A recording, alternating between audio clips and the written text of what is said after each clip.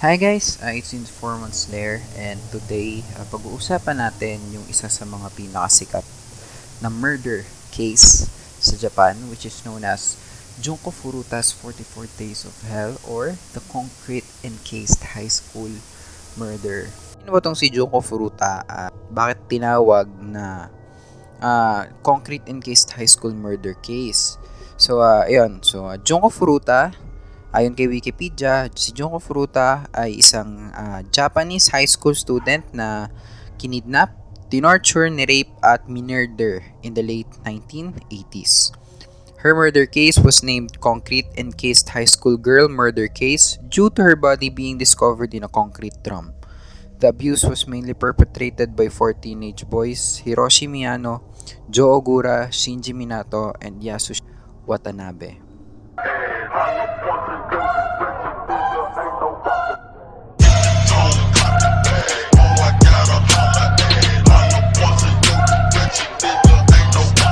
So, ayan o. Japan is a very beautiful country, right? I mean, alam ko marami sa mga manonood nito, mga otakus, mga weeaboos, diba? Mahilig manood ng mga anime at magbasa ng mga manga. And isa na ako doon. I'm not excluding myself when I say na sa mga manonood kasi papanoorin ko tong vlog ko, syempre. Anyway, I know na gusto niyo yung Japan kasi who wouldn't want to see and live with may mga anime like kawaii girls sa paligid, di ba? High-tech everything, wondrous views, and of course, they're well-disciplined citizens.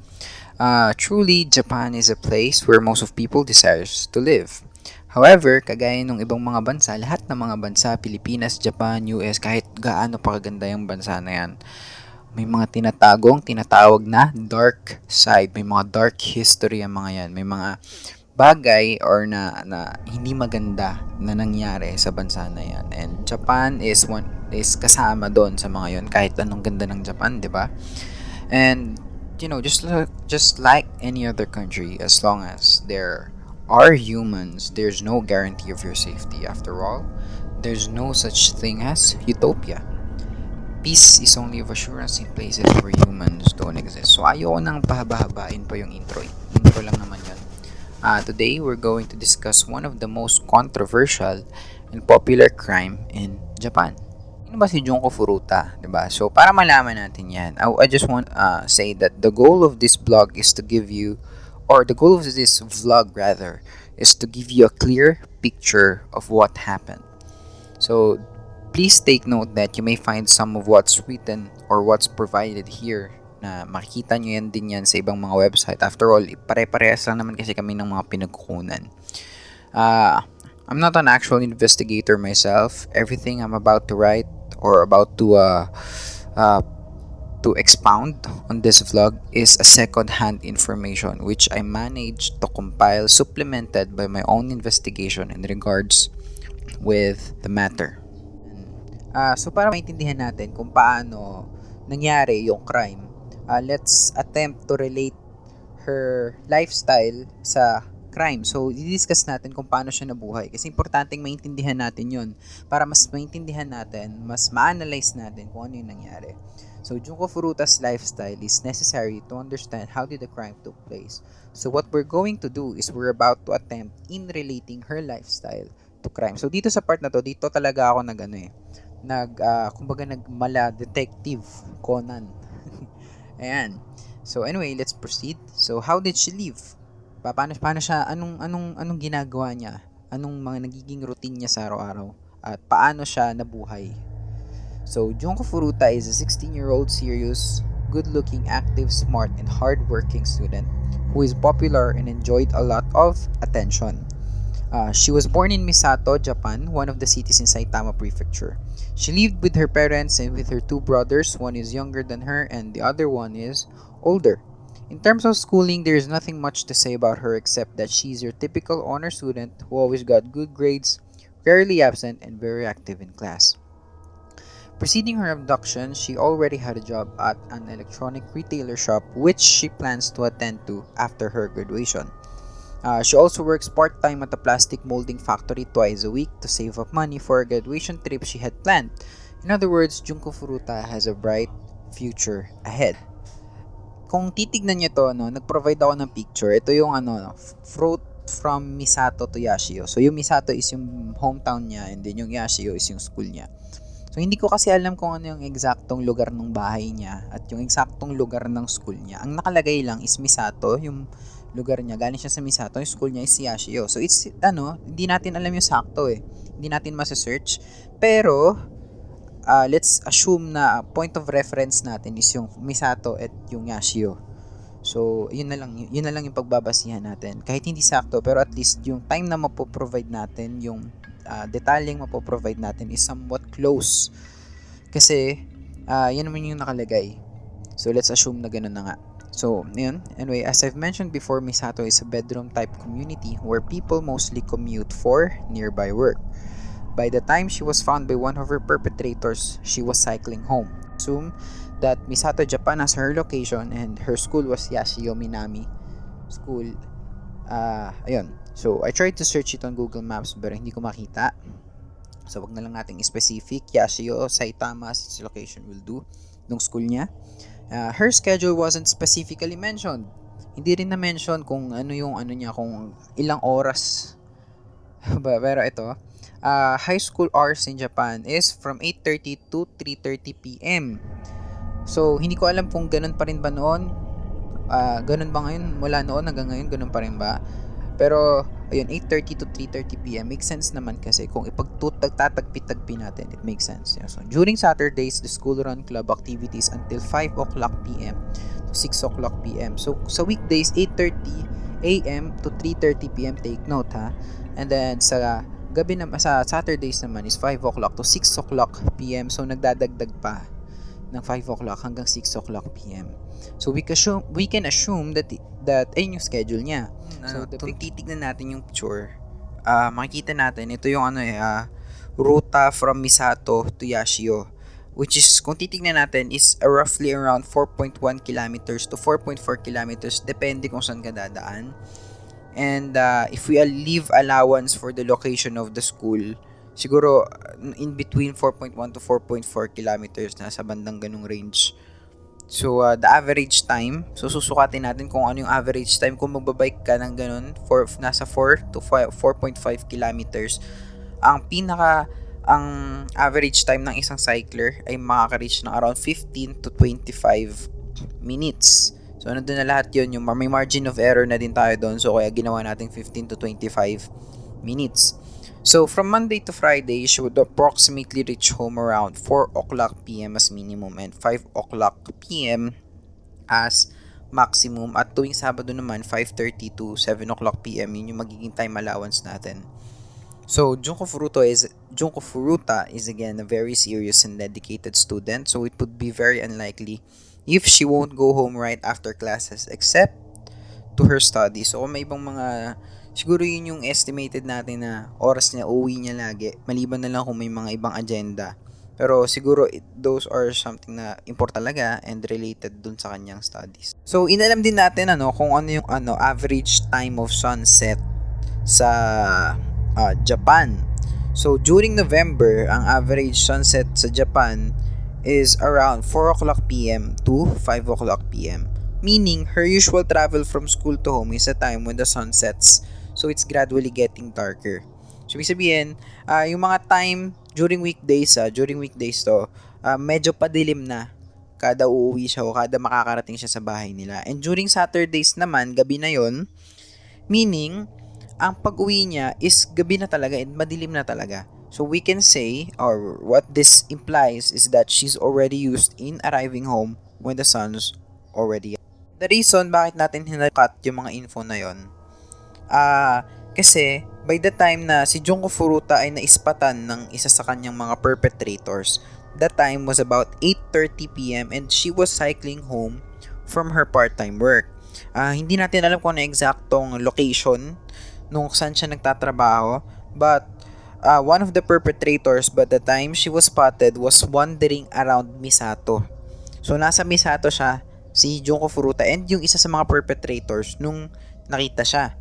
So, ang intention nila bakit nila na sila nandun is gusto nilang they have this intention of robbing and raping local women. So yun yung agenda nila, ba't sila nandun. So ito nga, no, if her workplace is somewhere near or far from Misato, her usual travel from her workplace to home would be more or less than 30 minutes. So remember that these are all just speculation since relevant places weren't specifically mentioned. However, with these few evidences given, we can say that Junko Furuta is arriving home late at night when she works.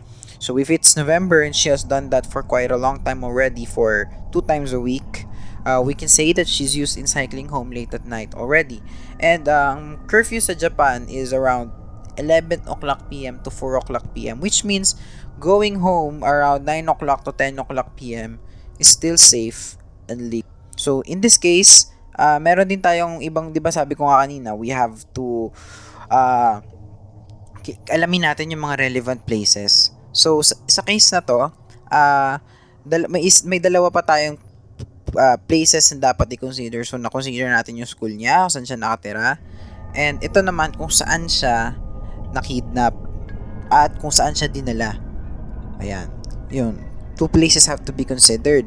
Yung Misato, where she was kidnapped, and Ayase district of Adachi, where she was brought after. So considering yung dalawang lugar na yon, let us analyze how safe or dangerous these places are. Natin yung Misato, no? So ang hanapin natin is yung population and yung crime rate. Susukatin natin kung ano yung probability ng crime na mangyayari dun sa Misato. And unfortunately kasi, ganito kasi ni-explain ko. Ang hinanap ko na population is yung sa Saitama Prefecture na lang, which is doon matatagpuan yung Misato. Kaya bakit Saitama? Kaya Saitama na lang ang hinanap ko kasi para masukat yung crime rate sa Japan, meron silang sukat kasi doon. Ang sistema ng pagsukat is, for example, 0.50 per 100k. Kaso, ang Misato is meron lang nasa 12k na population nung year na yon, nung year 1988. So, hindi ko masusukat kasi 100k per 0.50 per 100k. So, ang Misato 12k lang, 'di ba? So, ang hinanap natin is yung Saitama Prefecture, yung buong Saitama Prefecture kung saan doon matatagpuan yung Misato. So, hindi ko mahanap kung ano yung eksaktong population ng Saitama by year 1988. Pero nakahanap ako ng population ng Saitama na malapit doon sa year 1988, which is 990. So going back to the discussion, by year 1990, the population of Saitama Prefecture is about 6,405,319. So therefore, in 1988, the population of Saitama is relatively close to that number. So if Japan has a crime rate of 0.50 per 100k, so nung 1988 na yon, nung year na yon, ang crime rate sa Japan is 0.50 per 100k. So Saitama Prefecture has a total of 40 cities. So ahatiin natin yun. So therefore, the probability of crime happening in Misato is only around 0.8%. So the numbers provided are relatively low, sobrang baba, which just means why parents are considerably complacent with their sons or daughters go driving late at night. So kampanya sila kasi safe yung city nila eh. Biruin mo, you only have 0% na probability ng crime na mangyayari sa lugar mo. That's just insane. Meaning, ang safe ng Misato, naturally safe sila dapat. Initially, safe sila. Pero, ewan ko, I don't know what happened. Now, after ng Misato, isusunod natin Tokyo. Sa Tokyo kasi, doon banda nilagay, doon tinago, doon hineld in captivity si Junko Furuta. So by year 1990, the year which is relatively close to the year when the crime happened, again hindi ko mahanap yung eksakto na 1988, kaya 1990 na lang. The population of Tokyo is around 32,530,000. So once again, with Japan having a crime rate of 0.50 per 100k population, meaning in every 100k population, there is only an approximately 500 criminal activity. And if Tokyo has 32,530,000 of population in that year, it means they have an approximately 162,250 crime activities lang. And if Tokyo has 23 special wards, the possibility of crimes occurring in Adachi is around 4.35%. Again, sa laki ng Tokyo, sa laki ng Adachi, the probability ng crime ay mangyari sa lugar na yun is sobrang low. 4.35%. That's low.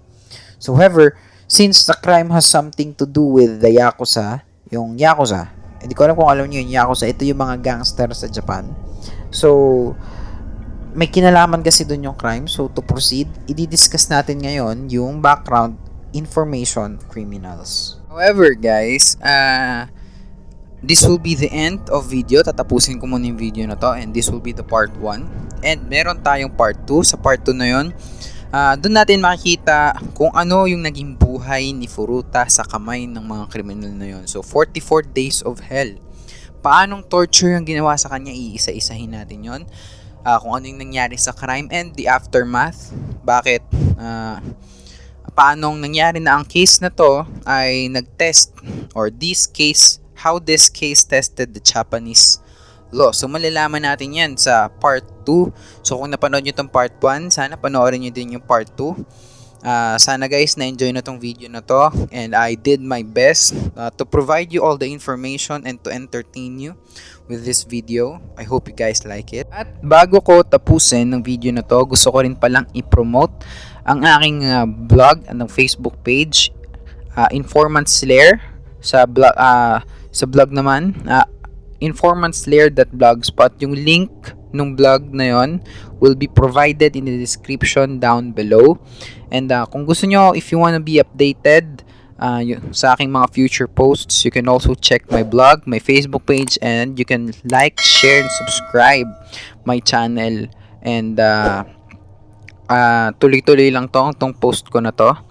And sana nagustuhan nyo guys itong video na to. And for the meantime, this is Informant Slayer signing out.